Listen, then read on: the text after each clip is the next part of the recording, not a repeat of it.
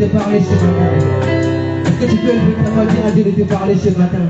Élève ta voix, demande à Dieu de pouvoir te parler ce matin au nom de Jésus-Christ de Nazareth. Seigneur, parle à ton peuple ce matin, Seigneur.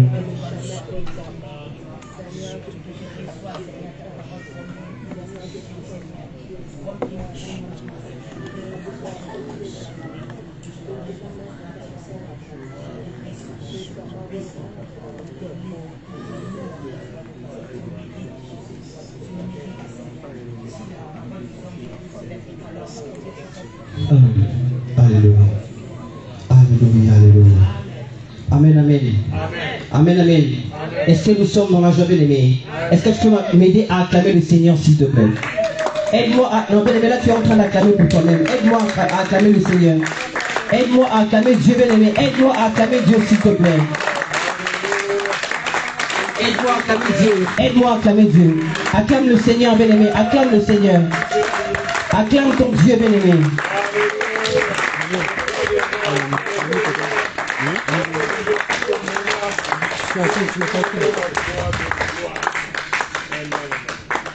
Amen, amen. Est-ce qu'on peut juste baisser le micro, s'il vous plaît? Amen. Est-ce que nous sommes dans la joie, bien-aimé?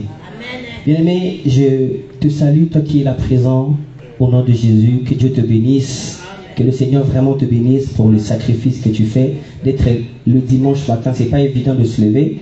Le matin, surtout en cette période d'hiver, c'est très très difficile. Mais tu te sacrifies pour venir rendre culte à Dieu. Et je bénis aussi et je remercie notre Père, le pasteur Novi, Papa Novi, pour ses marques de confiance, de nous avoir choisi encore ce matin pour apporter la parole. Et je rends grâce à l'Esprit de Dieu qui est présent en ce lieu. Bien-aimés, sans plus tarder, j'aimerais qu'on prenne nos Bibles dans le livre de Hébreux 12, 27 à 28. Hébreux 12, 27 à 28. La Bible dit... La Bible dit, ces mots, une fois encore, indiquent le changement des choses et ébranlées, comme étant faites pour un temps, afin que les choses inébranlables subsistent. C'est pourquoi, recevant un royaume inébranlable, montrons notre reconnaissance en rendant à Dieu un culte qui lui soit agréable, avec piété et avec crainte. Amen, amen. Amen, bien-aimés. Bien-aimés, nous venons de lire ces passages sous ces écritures où l'auteur, en parlant aux Hébreux, est en train de citer une prophétie ou un message que Dieu adressait à Israël. Dieu adressait à Israël, il lui adressait, il disait qu'il allait ébranler la terre et le ciel, afin que les choses inébranlables puissent exister, bien-aimés. Selon l'explication de l'auteur, nous pouvons comprendre que l'auteur il cherche à ressortir deux choses. Les choses d'ordre spirituel, éternel, ou comment dire, qu'on ne peut pas palper, et les choses d'ordre palpable, physique, éphémère.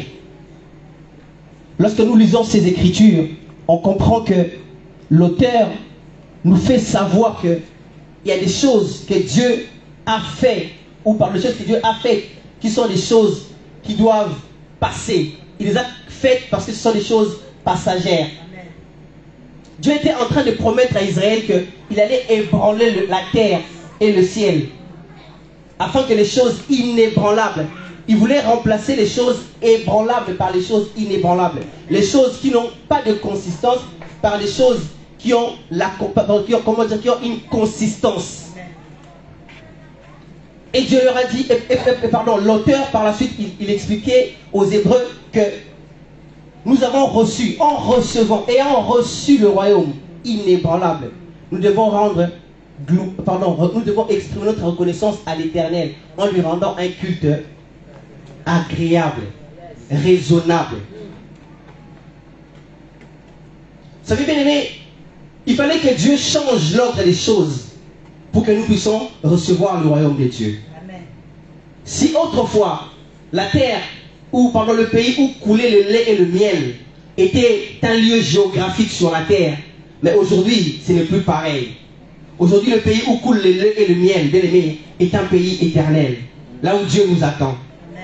Si autrefois, le peuple de Dieu était simplement les Israélites ou les peuples, comment dire, qui habitaient une contrée sur la terre, aujourd'hui Dieu a ouvert les parvis afin que toute race puisse accéder au salut. D'où, comment dire, l'homme de Dieu, le pasteur Papa Novi, il tire la vision de l'Église. C'est-à-dire qu'aujourd'hui, la vision de l'Église ne se limite pas simplement à une seule race ou à un seul pays. Il suffit de croire, peu importe ta tribu, peu importe ta race, peu importe ta situation sociale, peu importe ta taille, peu importe bien aimé que tu sois intelligent ou pas intelligent. Même si tu étais le dernier de la classe, tu ne seras pas le dernier dans le royaume des cieux. Dieu a voulu changer l'ordre des choses, bien aimé.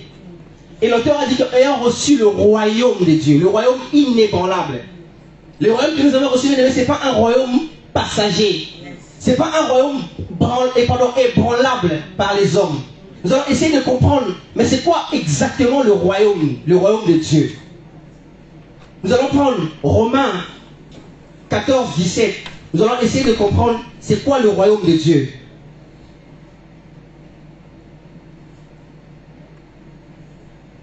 Romains 14, 17.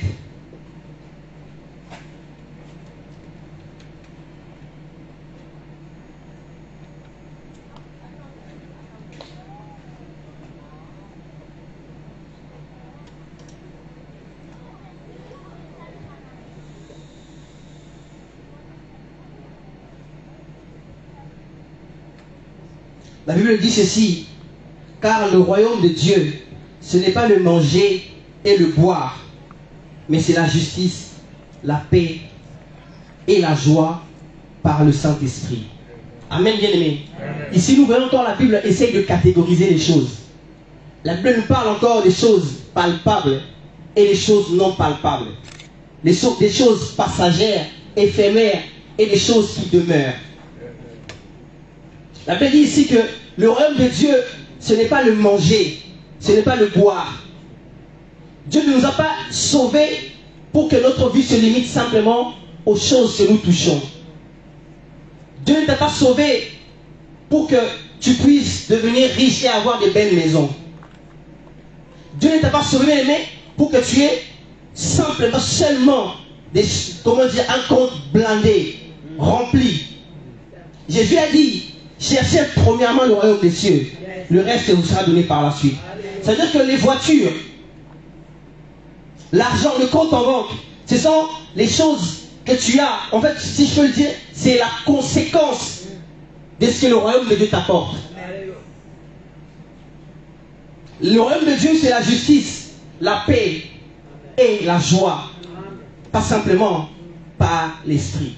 Ça veut dire que en dehors de l'esprit, le monde a aussi la paix à sa manière, a aussi la joie à sa manière. Nous allons juste essayer de comprendre. J'ai essayé un peu de voir les définitions de certains termes ou certains mots selon la définition des hommes. Les hommes, la paix pour les hommes, c'est l'état de calme ou de tranquillité ainsi que l'absence de perturbation ou de trouble. Donc pour les hommes, pour qu'on dise que tu es dans la paix, il faut qu'il n'y ait pas de perturbation. Il faut qu'il n'y ait pas de trouble. Il faut qu'il y ait la tranquillité. Et la joie pour les hommes, c'est quoi? La joie pour les hommes, c'est le sentiment de plénitude qui affecte l'être entier au moment où ses aspirations, ses ambitions s'accomplissent, son désir s'accomplit. Ça veut dire que quand tu aspires à quelque chose et que tu ne l'as pas, tu n'as plus de joie. Quand tu te fixes des ambitions, tu ne les atteins pas, tu perds ta joie. Donc la joie, pour les hommes, c'est simplement un sentiment. Mais ici, elle nous dit que le royaume de Dieu, c'est la justice, la joie, la paix, selon l'esprit.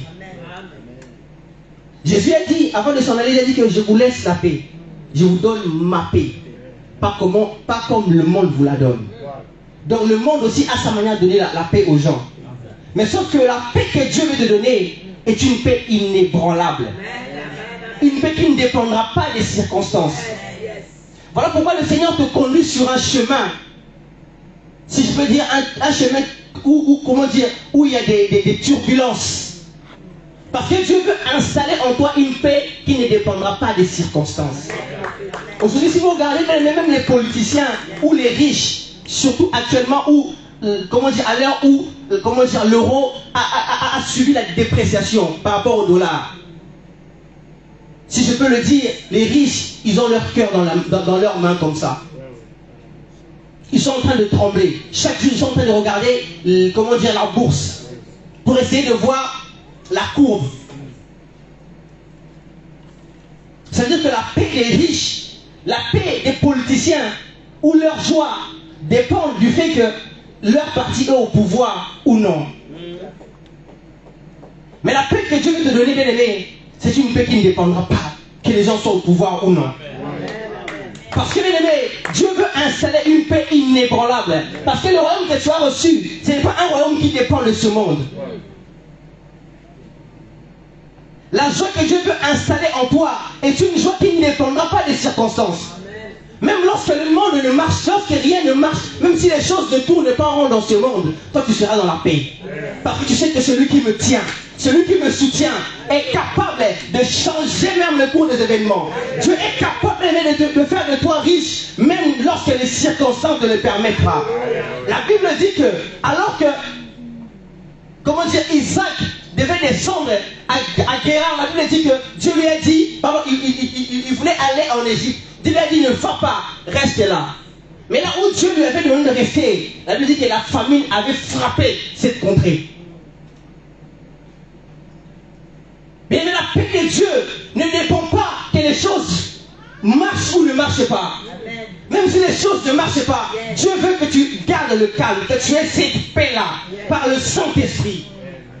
Si pour les hommes, la joie est un sentiment, la paix, bien aimée, est un sentiment, mais pour Dieu veut que la paix et la joie qu'il installera en toi ne soient pas un simple sentiment, mais que ce soit un fruit en toi.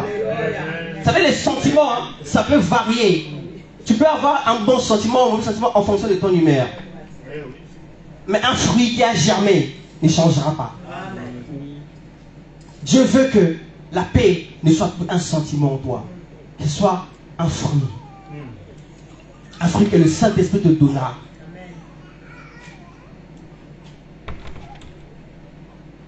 Dieu te conduit sur un chemin, bien-aimé.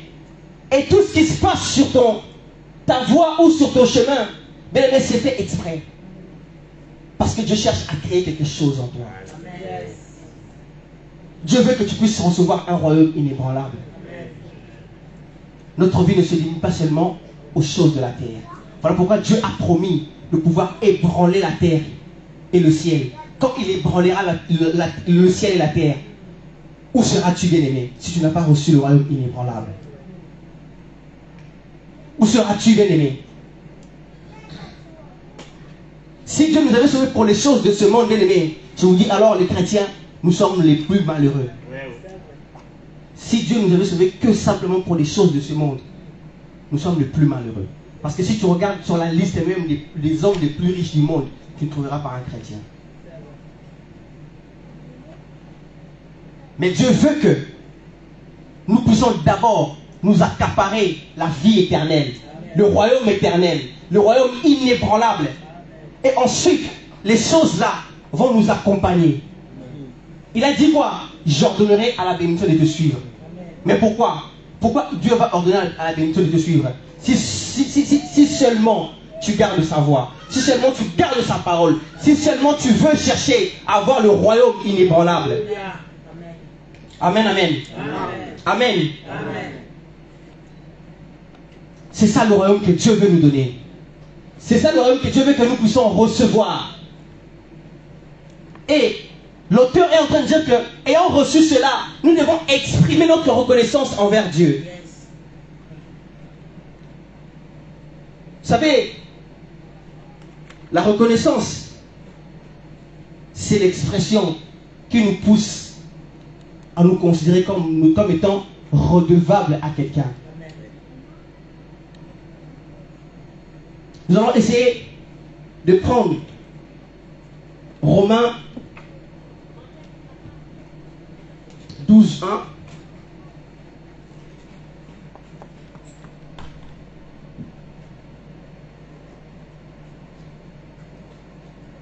Romains 12, 1.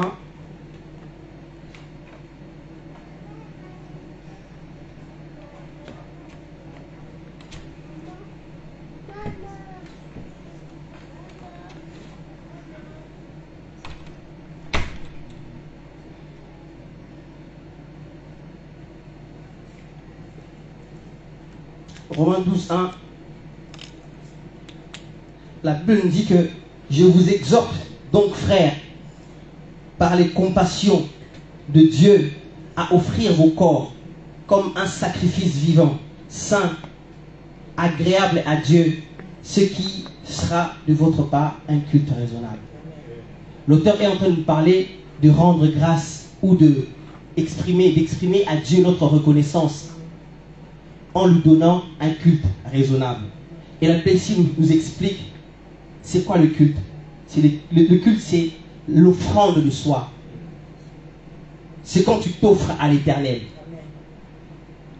Bien aimé, vous savez, cette année, Dieu a inspiré son serviteur, notre visionnaire, le pasteur Novi, que cette année, c'est une année de l'évangélisation.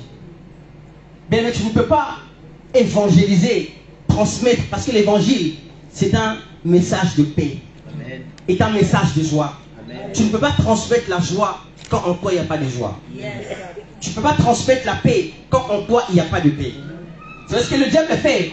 Le diable, pour nous empêcher de servir Dieu, il vient semer la racine d'amertume en nous. Il vient semer la racine d'amertume en nous. Voilà pourquoi, bien aimé, je déclare ce matin que toute racine d'amertume qui est dans ton cœur, que le Saint-Esprit commence à déraciner cela dans le nom puissant de Jésus. Mais je déclare, bien aimé, que ce matin, le Saint-Esprit remplace l'amertume par la joie et la paix. La Bible dit ceci, qu'il est doux, qui sont doux les pieds de celui qui annonce la paix. Les pieds de celui qui annonce l'évangile. Mais que le Saint-Esprit déracine toute racine de honte, d'humiliation, toute racine qui t'éloigne de vrai bien-aimé librement. Que cet esprit mette la joie en toi, dans le nom puissant de Jésus. Amen. Que cet esprit installe la paix en toi, dans le nom puissant de Jésus. Jésus a dit que je vous laisse la paix. Que Dieu te donne la paix à sa manière, dans le nom de Jésus-Christ de Nazareth. Bien-aimé, l'auteur est en train de dire que nous devons rendre gloire, nous devons exprimer à Dieu notre reconnaissance en lui rendant un culte raisonnable. Nous avons lu ici, le culte c'est quoi? C'est lorsque je m'offre. Romains 12 dit que offrez-vous en sacrifice. Lorsqu'on parle de l'offrande, on voit le sacrifice. Lorsque Dieu était en train de dire à Moïse, il lui donnait les différentes offrandes. Vous allez voir, parmi les offrandes, il y avait aussi le sacrifice des animaux. Lorsqu'on parle de l'offrande, on voit le sacrifice. Et lorsqu'on parle du sacrifice, on voit la mort. Le sacrifice, c'est quelque chose qui fait mal. Le sacrifice, c'est lorsque tu te donnes, lorsque tu meurs. Et ce que Dieu veut, c'est que nous puissions tuer notre corps. Que nous puissions nous sacrifier. Mais c'est bien de pouvoir peut-être donner à Dieu de l'argent. C'est bien de pouvoir peut-être donner à Dieu, acheter un instrument à l'église ou acheter des micros qui coûtent 1000 €, 3000 €, acheter une salle à l'Éternel. Mais David a dit ceci. Il a dit que je ne donnerai pas à l'Éternel quelque chose qui ne me coûte rien. Lorsque Dieu demande, lorsque l'auteur est en train de dire que nous devons rendre culte à Dieu, il demande de pouvoir donner à Dieu quelque chose qui nous tient à cœur. Une chose qui nous coûte. La Bible dit que David était parti voir quelqu'un pour lui acheter son terrain. Et cette personne a dit à David, étant roi, Je te laisse prendre ces terres. David dit non, non, non, non. Je ne prendrai pas quelque chose de gratuit à offrir à Dieu. Ce que Dieu veut que tu puisses offrir, bien-aimé, c'est ce qui est le plus important en toi. Ce n'est pas ton argent. Dieu veut que tu puisses lui offrir un culte au travers de toi, de ton cœur. Offre-toi à l'Éternel. Si tu reconnais vraiment que tu as reçu de Dieu le royaume inébranlable, il est de notre responsabilité de transmettre aussi ce royaume aux autres. Il est de notre responsabilité, je dirais même de notre devoir, de présenter aux autres aussi le royaume que nous avons reçu. Dernièrement, je suis en train de dire, bien aimé, si vous regardez bien, lorsque Dieu s'est présenté, lorsque Dieu nous donne conseil dans le Deutéronome, il nous dit que j'ai mis devant toi la vie et la mort, le bien et le mal. Il donne un simple conseil. Parce que tu es encore de l'autre côté. Il te propose son plan. Mais une fois que tu acceptes le plan de Dieu, tu dois savoir que le royaume que nous recevons, mais tout royaume ou toute nation ou tout pays sur cette terre a ses principes, a ses lois. Le royaume que nous avons reçu a aussi ses lois, a aussi ses principes. Lorsque Dieu te présente son plan, tu es encore de l'autre côté. Il te fait savoir son plan. La vie et la mort. Il dit, je te conseille de choisir. Mais une fois que tu bascules dans le camp de Dieu, sache qu'il y a des commandements de Dieu. Il y a des lois de Dieu. Il y a des conseils de Dieu. Il y a des préceptes de Dieu. Et pour être reconnaissant envers Dieu, c'est de te sacrifier, d'accepter le plan, de te soumettre aux différentes lois de Dieu. Quand tu reconnais que Seigneur, j'ai reçu. Vous savez, lorsque tu achètes quelque chose, la chose t'appartient. Lorsque Jésus nous a sauvés, nous lui appartenons. Lorsque l'auteur est en train de dire ici que offrez-vous, c'est-à-dire quoi? Vous savez, un cadavre n'a pas de volonté. Quelqu'un qui est mort, lorsque vous transportez quelqu'un qui, comment dire, un cadavre pour aller l'enterrer, il ne vous oblige pas. Non, pourquoi vous me secouez trop? Pourquoi vous faites ceci? Le cadavre ne parle pas. C'est que Dieu veut que nous soyons. Dieu veut nous, je ne dirais pas imposer. Dieu veut nous, comment dire, il nous donne des ordres. Nous n'avons pas d'autre choix que de nous soumettre à ces ordres. Tu n'as pas d'autre choix. Lorsque tu es de l'autre côté, avant d'accepter Dieu, Dieu demande ta volonté. C'est ta volonté d'accepter Dieu ou pas. Il laisse ce qu'on appelle le libre arbitre. C'est ta volonté à toi. Mais une fois que tu bascules de l'autre côté de Dieu, tu perds cette volonté. C'est sa volonté qui commence maintenant à primer. Amen. Si tu achètes quelque chose, tu te balades avec ton téléphone où tu veux. Si tu veux déposer ton téléphone là, tu déposes. C'est toi qui sais. Tu veux l'emmener je ne sais où, c'est toi qui sais. Parce que ça t'appartient. Dieu veut aussi. C'est là où aussi Dieu nous attend. Lorsque nous recevons le Seigneur, lorsque nous devenons enfants de Dieu, Dieu nous attend au point où nous devenons comme des morts. Nous perdons notre volonté. Nous nous soumettons à la volonté de Dieu. Lorsque Dieu dit quelque chose, nous exécutons. Ça, c'est notre manière. C'est une manière, comment dire, c'est un culte agréable, raisonnable à rendre à l'Éternel. De s'offrir, de se donner. Jésus a commandé. Il a dit, allez faites de toutes les nations mes disciples. La meilleure manière de rendre grâce ou de reconnaître que Seigneur, tu nous as accordé ta grâce, c'est quoi? C'est d'aller faire de toutes les nations, c'est de répondre à cette mission, à cet appel. Vous savez, lorsque Dieu faisait les choses, lorsque Dieu dit les choses, ou lorsqu'il fait des choses, il ne le fait pas d'une manière, comment dire, hasard, bien aimé. C'est pas un hasard, bien aimé. Dieu, il sait ce qu'il est en train de faire. Quand il a dit de faire de toutes les nations les disciples, il sait que ta bénédiction à toi peut sortir des âmes que tu gagnes. C'est comme quelqu'un qui était, l'image où on voyait une personne qui était en train de, comment dire, était sur sur une mer, en train de se noyer. Il implore Dieu. Dieu envoie quelqu'un dans une barque qui vient lui dire que je viens te sauver. Et cette personne dit, non, non, non, non, non, je n'ai pas besoin de ton aide. J'attends le secours de Dieu. La personne dit, je viens te sauver. Il dit, non, moi j'ai un Dieu puissant. Il va venir me sauver. Et cette personne finalement a fini par se noyer.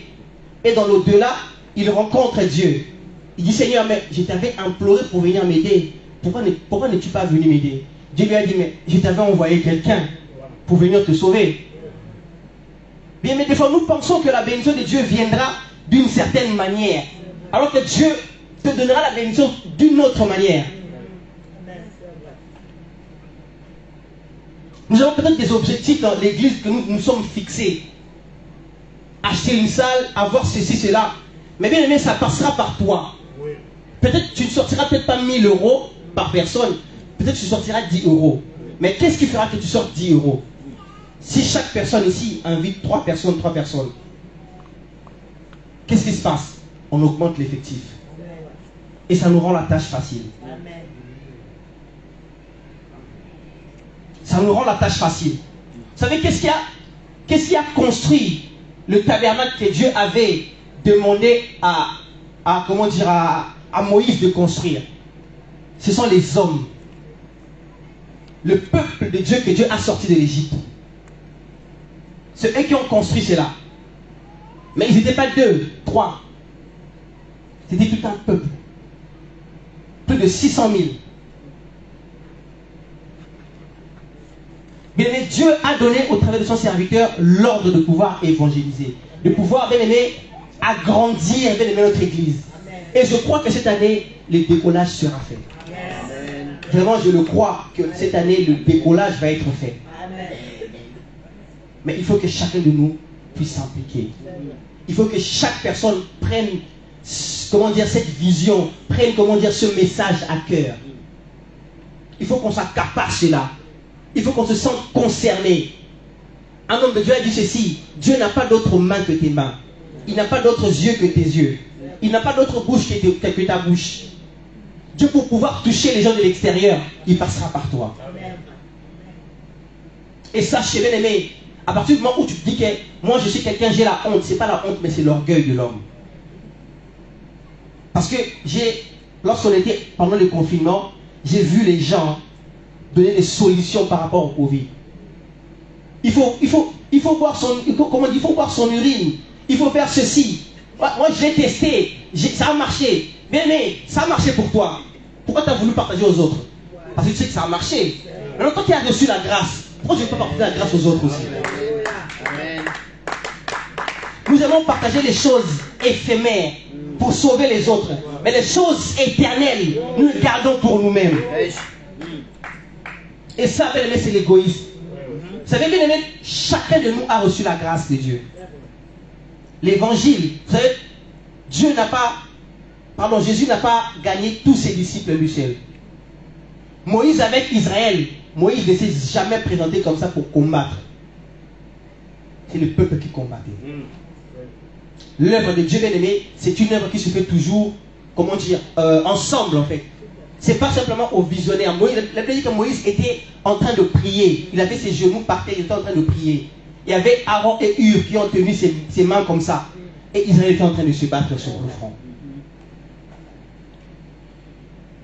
Chaque personne en se levant a reçu la grâce de transmettre la parole de Dieu. Ça, c'est la reconnaissance. Je reconnais que Seigneur, j'ai reçu la grâce de toi. Pour t'exprimer la reconnaissance, je ne te donne pas 1000 €, 10 000 €, 20 000 € parce que l'argent, ça appartient à l'Éternel. Dieu peut, la Bible dit que Jésus a envoyé Pierre aller pêcher et trouver l'argent dans le poisson. Donc Dieu, il sait comment sortir l'argent. Il peut faire apparaître l'argent quand on achète la salle. Mais ce que Dieu veut, c'est que tu puisses te donner. Peut-être au travers de la salle, Dieu veut t'apprendre à mettre sa volonté en avant. Vous savez, c'est comme lorsque le Seigneur était en train de parler à ses disciples en leur donnant la parabole de ce maître qui était parti en voyage, qui a voyagé. La Bible dit que ce maître est parti, il a laissé des talents à ses serviteurs. Il y en avait un qui n'a pas voulu fructifier son talent. Lorsque le maître est venu, il a été jeté dehors. Nous avons tous reçu un talent. Nous avons tous reçu, bien aimé, la grâce de Dieu. Nous devons fructifier cette grâce. Sinon, le dernier jour, tu te retrouveras devant Dieu et Dieu te dira que tu as été un mauvais serviteur. Tu penses que quand tu restes dans ton coin, bien aimé, le salut ne deviendra pas en restant chez toi. Vous savez, si Dieu, si c'était une bonne manière de rester dans son coin, Dieu, après nous avoir sauvés, nous aurait directement tués. Mais Dieu veut te laisser dans le front, à partir au front. C'est là où Dieu même va t'apprendre les choses. C'est là où même Dieu va t'apprendre comment dire, il va t'apprendre à te confier à lui-même. Comme je dis, Dieu ne fait pas les choses en vain. Tout ce qu'il est en train de faire, tu verras que au final c'est pour ton bien. Tu verras qu'au final c'est pour ton bien.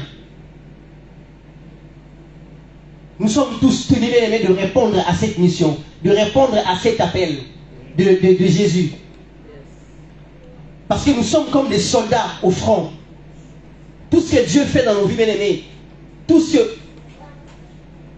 qu'il réalise en nous, c'est dans le but d'attirer l'attention de d'autres personnes, afin que ces gens-là viennent dans le Seigneur.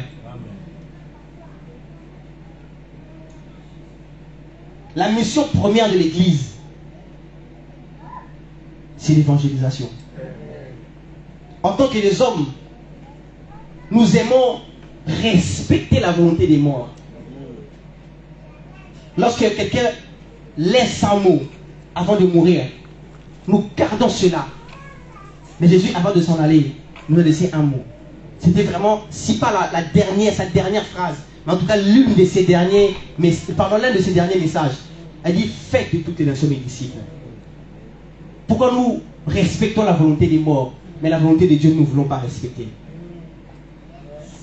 Pourquoi nous respectons le désir des morts, mais le désir de celui qui nous a donné la vie, celui qui nous a sauvés, nous ne voulons pas respecter, nous ne voulons pas répondre à cela, bien-aimés.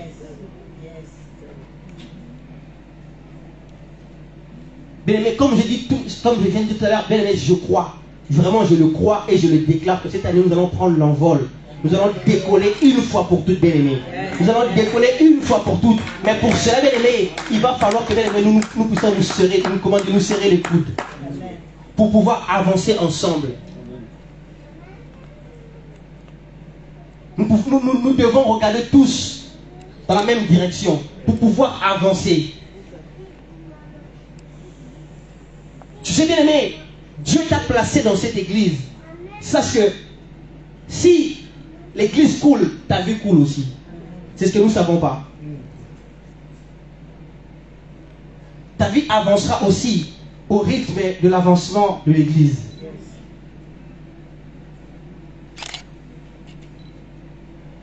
C'est à toi d'aller chercher les âmes. C'est à moi d'aller chercher les âmes. C'est à nous tous d'aller chercher les âmes. C'est à nous tous d'aller dépeupler le camp de l'ennemi. Peu importe la religion de cette personne, invite la personne. Peu importe sa spiritualité. Vous savez, l'église, c'est comme l'arche de Noé. Il n'y a pas que des animaux purs qui sont rentrés, et même des animaux impurs.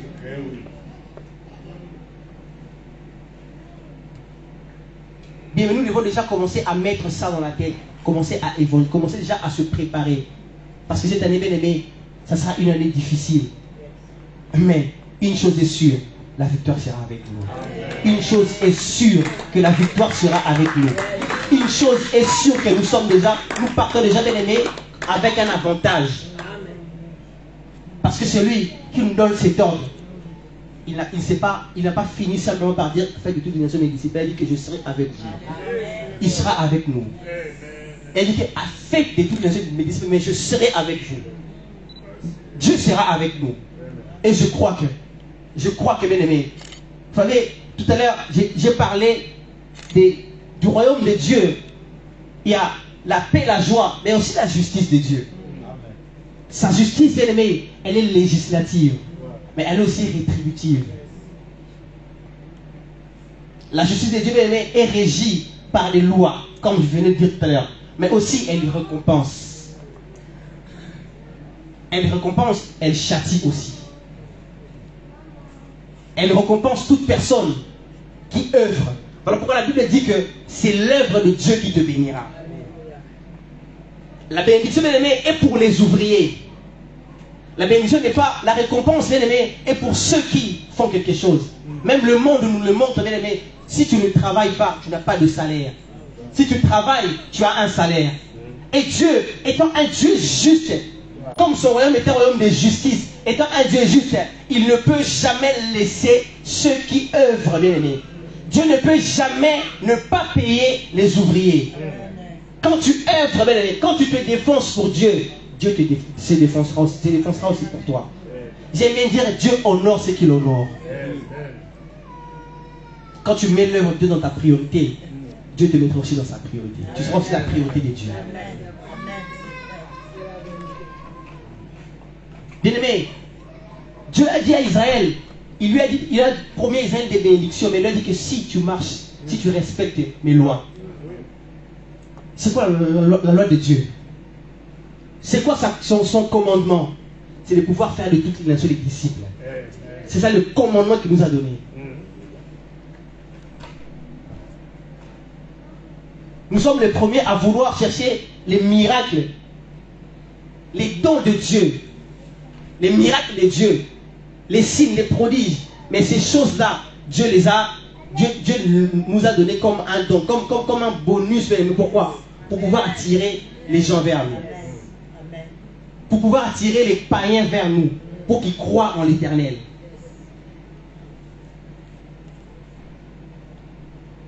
Bien-aimé, Dieu veut que nous puissions nous serrer les coudes et agrandir son œuvre. Parce que ta bénédiction, ta prospérité dépend de ce que tu feras pour l'Éternel.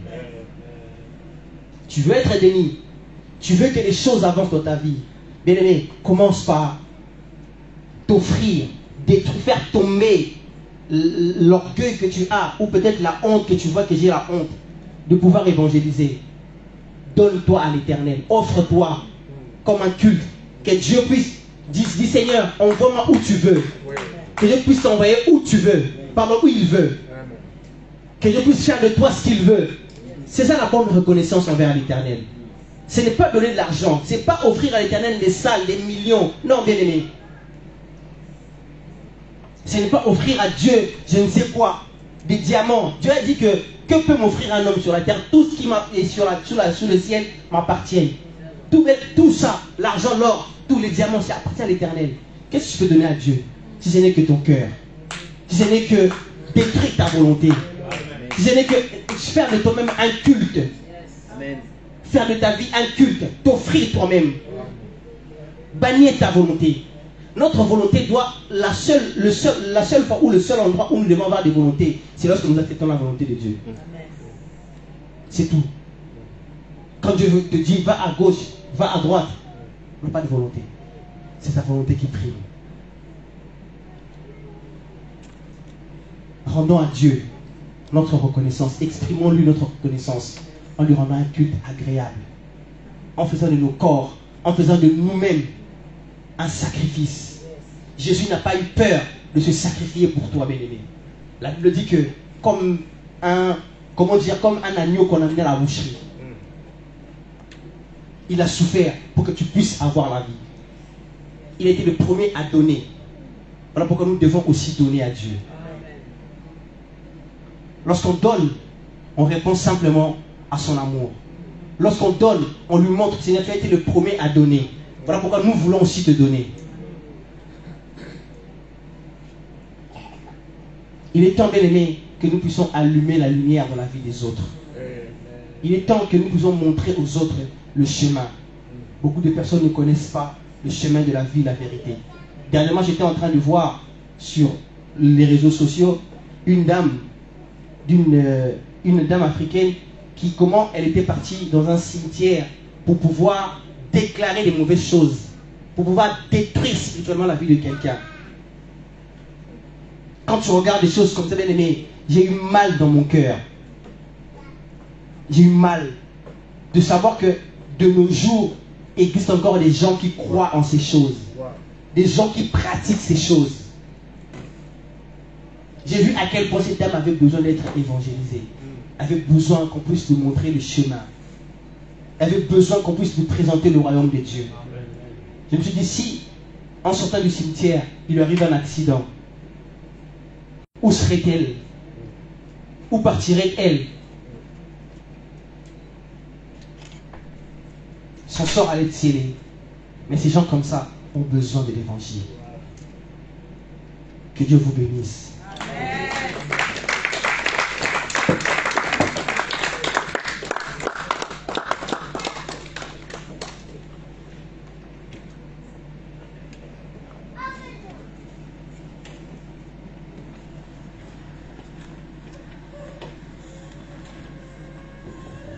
Alléluia. Que Dieu bénisse notre AP. Bien aimés, les uns, nous allons prier. Nous sommes au temps de prendre conscience. Christ nous a rappelé, c'est le temps d'aller évangéliser, bien aimés. En commençant par toi-même, commence déjà à demander, à te donner à Dieu. Donne ton corps, ta vie en sacrifice en Jésus-Christ, bien aimé. La première des choses, il faut que toi-même tu te donnes en sacrifice en Dieu. Et la deuxième des choses, Dieu, il va te donner des ordres pour que tu puisses aller annoncer sa bonne nouvelle. Et je vais te rassurer aussi, quand Dieu t'envoie, il ne t'envoie pas sans rien. Comme notre AP nous a dit, il est avec nous. Le Saint-Esprit de Dieu est avec toi. Quand toi tu vas aller, bien aimé, sois sûr que tu n'es pas seul. Le Saint-Esprit, il est avec toi. À partir du Saint-Esprit que toi tu vas toucher le cœur des âmes. Alléluia. Prions, bien aimés. Prions, élevons nos voix, bien aimés. Nous voulons vraiment gagner des âmes. Nous voulons que cette année l'église soit remplie au nombre numérique et les âmes vraiment qui soient sauvées. Alléluia. Oui, Seigneur, merci. Merci, Seigneur de gloire. Oh Père, nous remettons nos vies entre tes saintes mains. Seigneur, je te donne ma vie d'abord, Seigneur. Je veux que toi seul, Seigneur, que tu puisses me conduire, Seigneur. Je vais me donner en toi, Seigneur, en sacrifice, ô Dieu de gloire. Parce que je sais que tu m'as donné une mission.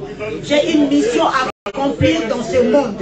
Seigneur, si tu m'as appelé dans cette église Beacon Church, c'est pour que je puisse être utile, Seigneur, pour toi. Je vais travailler, Seigneur, dans ton œuvre. Je vais produire, Seigneur, à ton œuvre. Je vais gagner des âmes, Seigneur, dans cette église. Les âmes que toi tu as disposées, les âmes qui meurent, Seigneur, toi tu les connais. Tu sais où ils sont, Seigneur. Alors envoie-moi, Seigneur. Envoie-moi vers ces âmes-là. Envoie-moi, Seigneur. Oui, je sais que tu es avec moi. Je sais que je ne suis pas seul. Je sais que tu m'as laissé ton Esprit Saint.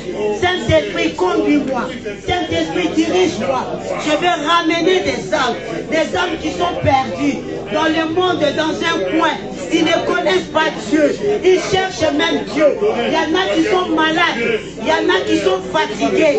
Ils n'ont même plus des envies, ni les plaisirs, les désirs de venir à l'église. Oh Dieu, Saint-Esprit, avec ton sang, nous ferons des exploits. Avec ton sang, Saint-Esprit, nous gagnerons des âmes. Nous voulions, Saint-Esprit, que cette année, que les âmes soient bénies, remplies dans cette église. Esprit Saint, soigne-nous l'huile fraîche. Soigne-nous de ton huile fraîche, de ton huile fraîche pour cette mission. Chaque âme de cette église, chaque âme de Beacon Church, qui soit capable d'aller partout, d'aller annoncer, enlève la peur, enlève la honte, enlève le doute dans nos cœurs, remplis nos cœurs de ton assurance, remplis nos cœurs de ton assurance, et que quand nous irions avec une assurance, avec une confiance, peu importe ce que nous allons voir, peu importe ce que nous allons rencontrer, que ça ne nous fasse pas peur, que nous soyons sûrs que Jésus-Christ, il est avec nous. La mission de Dieu, qui est de ramener des âmes.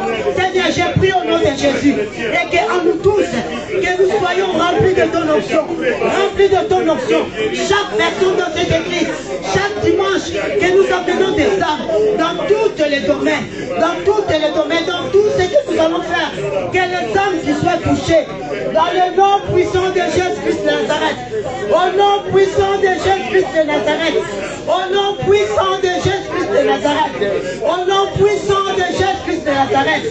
Jésus, c'est toi que nous voulons élever. C'est toi nous voulons honorer.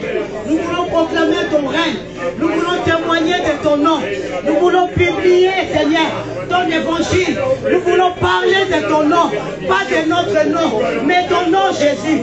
Nous voulons dire combien tu es bon, combien tu es adorable, combien tu es bon, Seigneur. Que ton nom soit glorifié. Alléluia. Alléluia. Dans le nom puissant de Jésus-Christ de Nazareth, nous te disons Amen. Est-ce que nous pouvons nous acclamer notre Dieu?